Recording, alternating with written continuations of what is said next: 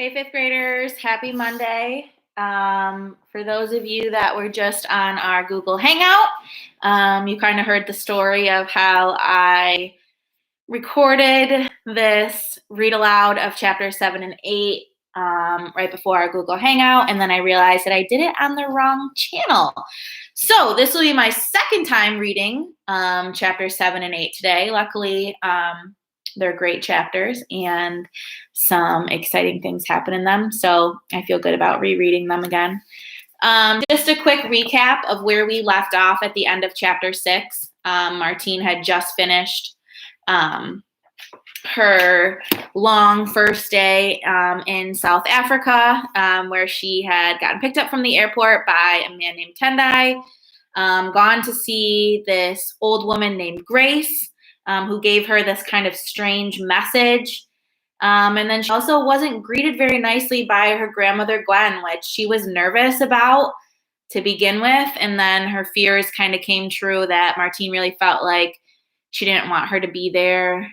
And there was some kind of interesting conversations where she felt like she wasn't really getting all the information that she needed. And she's going to be starting school. So she's just kind of getting thrown right in her first day at Sawubona. So we're picking up with chapter 7. This will be Martine's first full day waking up in South Africa. So chapter 7. The next morning, Martine woke feeling as if she were going to the dentist. What do you think that means, going to the dentist? Without coming out and saying it, what do you think the author's trying to tell you about how she's feeling? How do a lot of people, not everybody, like for me, going to the dentist doesn't bother me, but how do you think a lot of people feel about going to the dentist? So she's probably waking up feeling those nerves and kind of anxious about what's to come for the day. For a long time, she lay there with her eyes screwed tightly shut, because that way she could pretend that none of it had happened. Her home had not burned down, and her mom and dad were not gone forever, and she had not been sent to the wilds of Africa to live with a total stranger. Finally, when she could avoid it no longer, she opened her eyes. A vast sky of the most incredible blue filled her vision. The clock on the bedside table said 6:05 a.m. Right on cue, an orange-breasted bird fluttered onto a thatch beam outside her window and began singing a song of pure happiness. Propping herself up on one elbow, Martine gazed out over the game reserve. The waterhole was draped with early morning mist and streaked with gold from the sun. A dozen or so elephants were splashing around in it, wallowing in the mud, and spraying each other with their trunks. Zebras were grazing nearby.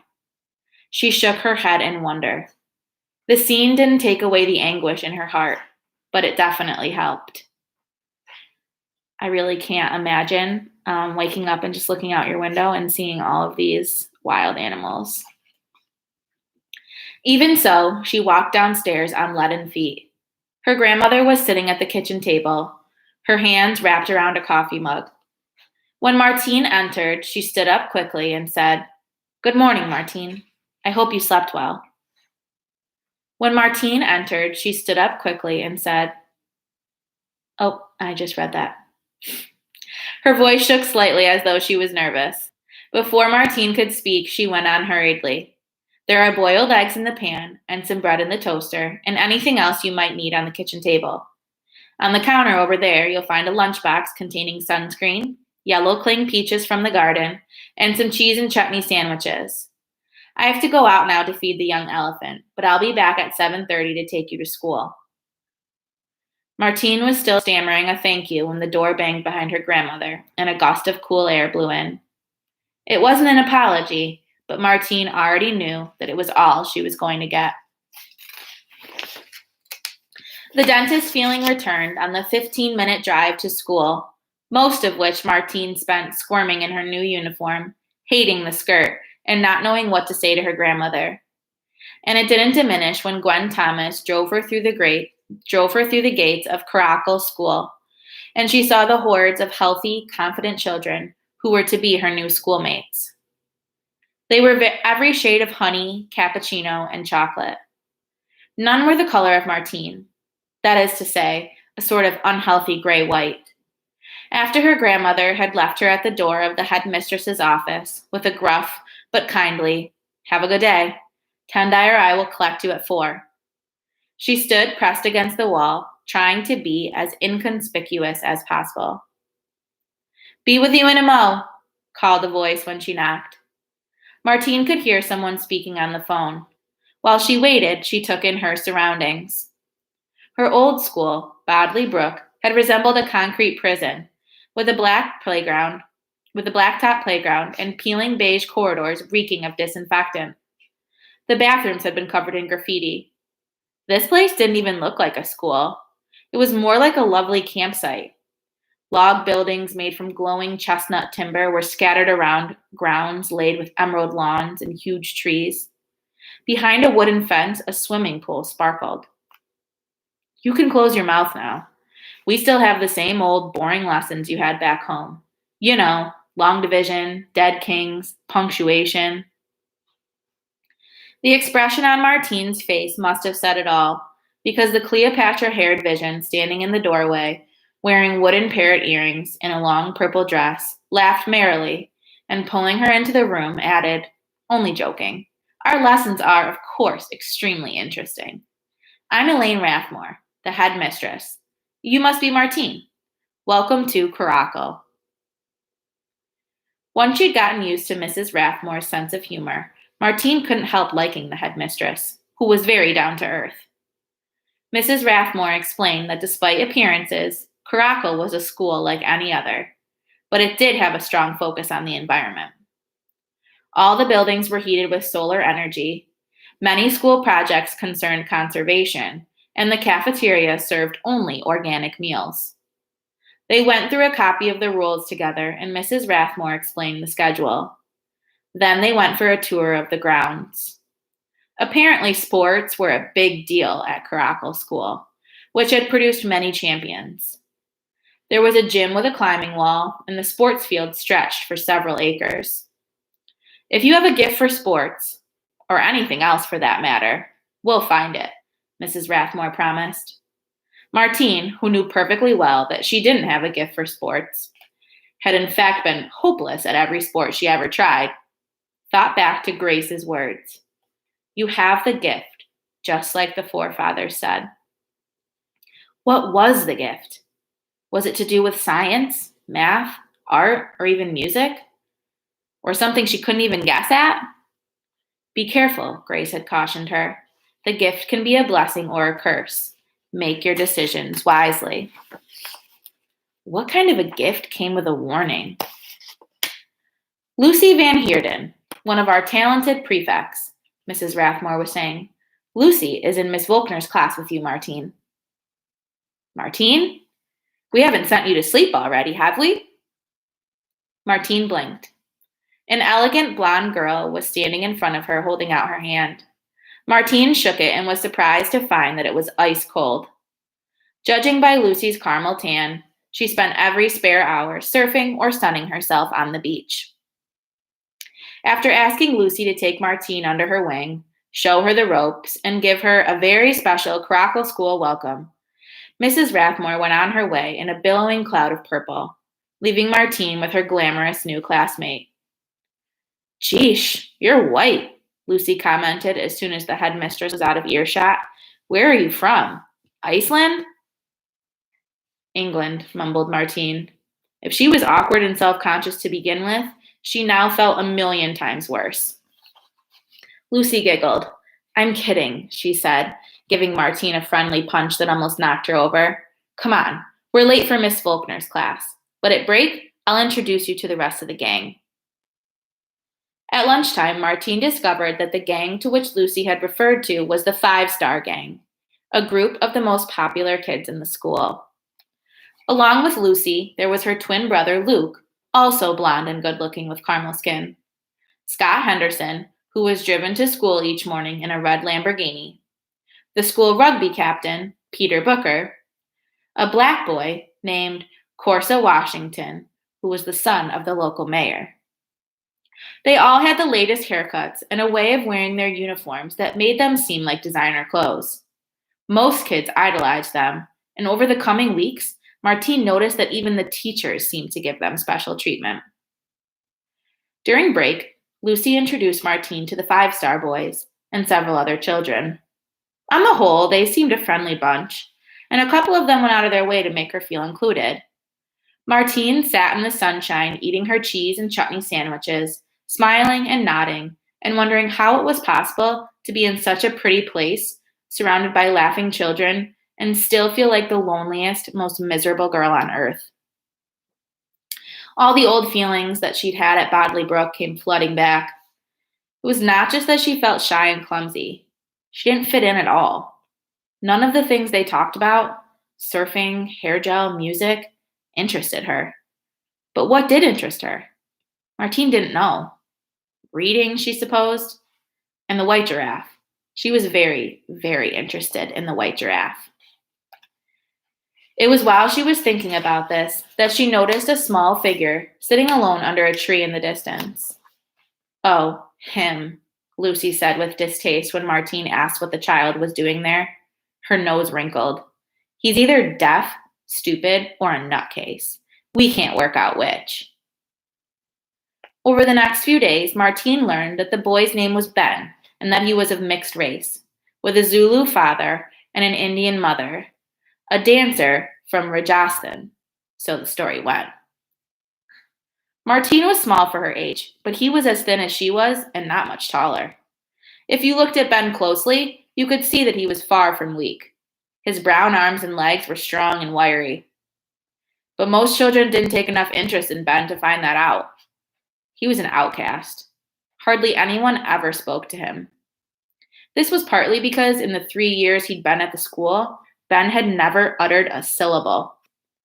The teachers had long since accepted that he was mute, mainly because he answered their questions on bits of paper and was consistently top of the class.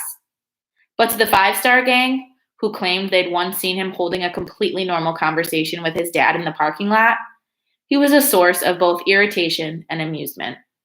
Every lunchtime, he would take his backpack and disappear to the farthest corner of the school playing fields. There, he would sit under a tree and read a book. His nickname was Buddha Ben, because he had a habit of burning incense and never retaliated if you stole his book or forced him to do your homework. Martine found it upsetting that everyone was so mean to him. She made up her mind to try to befriend him, but the first afternoon an opportunity presented itself, Lucy waved her over and asked her what she was up to, and she couldn't bring herself to admit that she'd been on her way to talk to Bonkers Ben, as Lucy called him. The next day, she put it off for some other reason, and after a while, she stopped thinking about Ben altogether.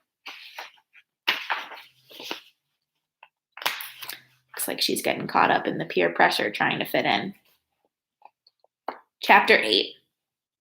Those early days at Sawubona were among the hardest of Martine's life. At times, she felt as if she were undergoing some sort of test, almost as if she were being prepared for something. Everything added to her sense of isolation. It was like being a castaway on a desert island.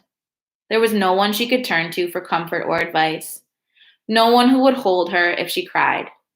Certainly not her grandmother. Still, she couldn't help noticing that whenever she was feeling particularly upset or down, Gwen Thomas would suddenly and unexpectedly make an apricot pie for dinner and serve it up with whipped cream, or leave a vase of wildflowers on her bedside table, or say something like, "Martine, I could do with your help when I go to feed the baby elephant tonight." The little elephant lived in an enclosure in the sanctuary close to Tendai's house. He had been rescued from a Zambian zoo that had gone out of business. Tendai had named him Shaka, after the legendary Zulu warrior king. So he'll grow up to be a great leader for the herd, despite his early trials, just like Shaka, was his remark to Martine. Shaka was one of several animals in the sanctuary, which was a sort of hospital and holding area for new arrivals before they were relocated to the main game reserve.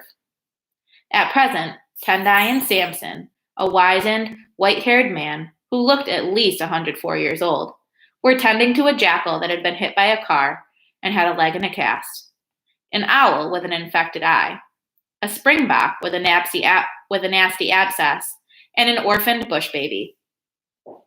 The bush baby was one of the sweetest creatures Martine had ever seen, with huge brown eyes and a tiny, gray, ape-like face, a long, curling tail, and paws like a koala, made for climbing.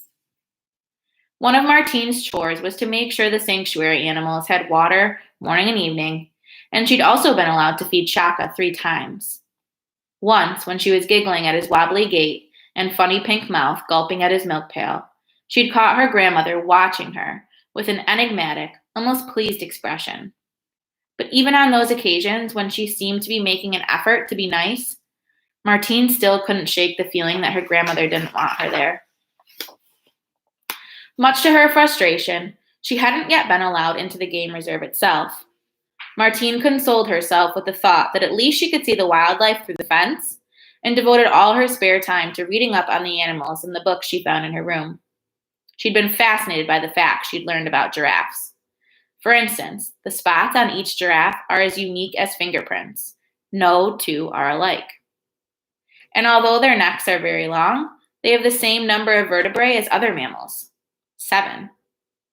Nowhere did she find any mention of white giraffes. It was the animals at Sawubona that made Martine's life bearable. She never imagined she would live in a place with lions at the bottom of the garden. At night, when they were hunting, she could hear their spine-tingling roars, and just knowing she was so close to them was unbelievably thrilling. Curiously, creatures of all shapes and sizes seemed instinctively to know when she needed a friend. Take her grandmother's cats, Warrior and Shelby. They showed no interest in Martine at all, except when she was feeling miserable. And then she could hardly move without them rubbing themselves against her legs and clamoring to sleep on her bed. And on 2 occasions, the baboons had appeared in the garden when she'd had an awful day at school and performed so many funny antics that she got a cramp from laughing. The second time it happened, Tendai came to the house on an errand while Martine was watching them. He crept up beside her and said teasingly, "So, little one, this is what you get up to when you're supposed to be doing your homework." Martine was spluttering an excuse when he cut her off with a chuckle. He told her that according to Zulu folklore, the baboons had once been lazy field hands. Instead of removing weeds from the crops, they spent their days sitting on their hoes, gossiping or sleeping in the sunshine. They sat there for so long that eventually their hoes became tails, and weeds attached themselves to their bodies and became hair. "You'd better watch out," Tendai said. "If you sit here too long without doing your homework, you might grow a tail and we'll have to put you in the game reserve." He grinned over her shoulder. "Isn't that right, Mrs. Thomas?" Martine swung around guiltily to find her grandmother shaking with mirth, her blue eyes dancing. "Tendai," Gwen Thomas managed at last, "you're pure gold." But none of this stopped Martine from lying awake at night, aching for her mom and dad, or from wondering about the secrets at Sawubona. After nearly 3 weeks on the game reserve, she was convinced that Grace was right. There was a wall of silence at Sawubona. Everything she asked about was met with the same blank response. "A white giraffe!" exclaimed her grandmother when Martine mentioned the tale Tendai had told her, as if a white giraffe could go missing at Sawubona. "But Tendai said he saw some tracks." "Martine, if there was a giraffe in the game reserve, don't you think that Tendai, who can track the path of a python across bare rock, would have found it by now?" Martine had to admit her grandmother had a point. But there were other secrets at Sawubona. For starters, there was the mystery of why her grandmother was on a mission to keep her out of the game reserve. And there was no question that that was what was going on. Sawubona was a private reserve owned by her grandmother, but on weekdays it was open to tourists and visitors who pre-booked appointments. They were guided around by the game warden, Alex Dupreez, or Gwen Thomas herself. That still left weekends. Yet every Saturday, her grandmother had 1,000 excuses for not allowing Martine to go into the reserve, from a shortage of staff to the late delivery of fuel to Sawubona. "You wouldn't want Tendai to run out of petrol when a charging elephant was around, would you, Martine?" She'd also overheard Gwen Thomas warning Tendai not to take Martine anywhere near Grace, to whom her grandmother again referred to her as that crazy old magic woman. I won't have it, she told him. I don't want her filling Martine's head with silly ideas. Grace is out of bounds as far as Martine is concerned. All of this added to an air of secrecy that Martine could almost touch. She snooped about as much as she could and eavesdropped on one or two conversations, but she discovered nothing that could answer her biggest question. Why had Mum never told her about Sawubona? She'd found several books belonging to Veronica on her bookshelf, and now knew her mum had probably spent much of her life here, but there was nothing to explain why she'd never told Martine about it. Nor did Martine understand why her grandmother continued to maintain a stony silence on the subject. She found it odd that Gwen Thomas never once said a word about her own daughter. Even if she was still grieving, one would have thought that she might occasionally say something like, "This was your mom's favorite meal," or "Your mom loved to play the piano." But no, there was nothing. There were plenty of photographs of her grandfather, a silver-haired version of Harrison Ford, with her mom's sparkling green eyes, but none of her mom and dad, even though her grandmother had described them in her letter to social services as the finest people I have ever known. And Tendai, who evidently did know something about her mom, refused point blank to give her any information. "Please, Miss Martine," he kept saying, "you must ask your grandmother." One evening, when Gwen Thomas seemed to be in an unusually good mood, Martine plucked up the courage to do just that. A huge storm was raging outside, and they had just eaten dinner. "Grandmother," Martine began, "before Mr. Gryce wrote to you, did you know about me?" "Of course I did, Martine," her grandmother said impatiently. "What kind of question is that?" "Then why didn't I know about you?" "That's your mother's business and none of yours," her grandmother said, her voice rising. "Your mother made decisions in order to protect you. If you knew why she had done the things she did, you would be more grateful." "How can I be grateful when no one will tell me the truth?" Martine burst out. "Martine!" thundered her grandmother. "I won't tolerate this rudeness. Go to bed at once." Martine jumped to her feet. "Fine," she said. "I will go to bed, but I'm going to find out the truth about my mom and everything else that's going on around here, and nobody is going to stop me." So there are quite a lot of secrets. Why is everyone keeping Martine in the dark? Why can't she find this information out? I don't blame her for being frustrated. Upstairs, Martine sat on her bed watching rain lash the window. It was pitch black outside. Tears ran down her face. She'd lost count of the number of times she'd cried since she moved to Africa. She wished she could be back in England with Miss Rose or Mr. and Mrs. Morrison, but somehow she knew in her heart that she was exactly where she's meant to be, in this wild, amazing place with its strange, hostile people. Everything, her father had told her, happens for a reason. Martine couldn't for the life of her imagine what that reason could possibly be, and right now she didn't care. She just knew that she needed a friend. Outside, the wind slapped and banged around the house, and the thunder cracked as if 1,000 boulders were breaking against the heavens. Lightning split the sky. Martine gasped. A white giraffe was standing beside the waterhole, and it was looking straight at her. For a split second, their eyes locked, the small, sad girl and the slender young giraffe, and then the sky went dark. Martine pressed her face to the glass, desperate to see the white giraffe again, but it was impossible. There was no moon, and the rain was coming down in sheets. Martine felt so crushed she could hardly breathe. It was like getting the best present you could dream of, a pony, say, and then having it snatched away again before you even had a minute to enjoy it. It was almost too much for her to bear. She tried to pull herself together. Had she seen the white giraffe? Or hadn't she? Could it have been a trick of the light? From this distance, there had been something almost ghostly about it. In the lightning's blue flicker, it had a phosphorescent glow. But when she relived the instant their eyes had met, she was certain. The white giraffe was out there. It had looked at her as though it were looking for her. Martine had a sudden urge to rush out into the game reserve and find the shy creature. She knew there could be terrible consequences. She had been forbidden from ever going into the game reserve by herself, and not even Tendai would risk going out on foot after dark. Snakes, scorpions, lions, buffaloes, and even leopards were all on the prowl at night, and many of them would be out hunting.